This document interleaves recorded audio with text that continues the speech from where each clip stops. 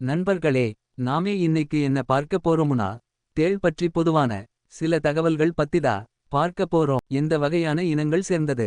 Scorpion என்பது ஒரு விஷமுள்ள உயிரினம். இது ஸ்பைடர் ஃபேமிலி மாதிரி அராக்னட் ரோப்ல வரும். அராக்னட்னா 8 கால்கள், தலையில் ஆண்டனா இருக்காது. உடல் அமைப்பு: 1.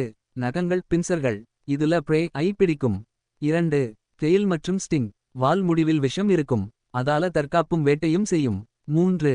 கண்கள், பல ஸ்கார்பியன்க்கு 6 முதல் 12 வரை கண்கள் இருக்கும்.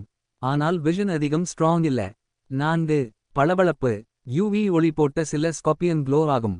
எங்க இருக்கும். பெரும்பாலும் தேள், பாலைவனம், கல் கீழ், மர ஓட்டை, பழைய வீட்டு மூலைகள், உலர்ந்த இடங்கள். இந்தியா கூட நிறைய இனங்கள் இருக்கு. என்ன சாப்பிடும். தேள் ஊனுண்ணி சாப்பிடுவது பூச்சிகள், சிலந்திகள், சிறிய பல்லிகள், சில சிறிய விலங்குகள். தேள் கொட்டுவது ஆபத்தானதா.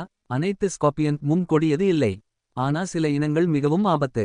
அறிகுறிகள்: கடும் வலி, வீக்கம், உணர்வின்மை, வியர்வை, சுவாச பிரச்சனை. குழந்தைகள் மற்றும் வயதானவர்களுக்கு ஆபத்து அதிகம். ஸ்டிங் ஆனா என்ன பண்ணனும். அமைதியாக இருக்கணும். ஸ்டிங் ஏரியா கிளீன் பண்ணனும். பனி துணி வைத்து வீக்கம் குறைக்கலாம். உடனே மருத்துவமனை போகணும். சுவாரஸ்யமான உண்மைகள்: 1. டைனோசர் காலத்துலையும் இருந்து தேள் மில்லியன் ஆண்டுகள் பழமையான இனங்கள். 2. 1 இயர் வரை ஃபுட் இல்லாம சர்வைவ் ஆகும்.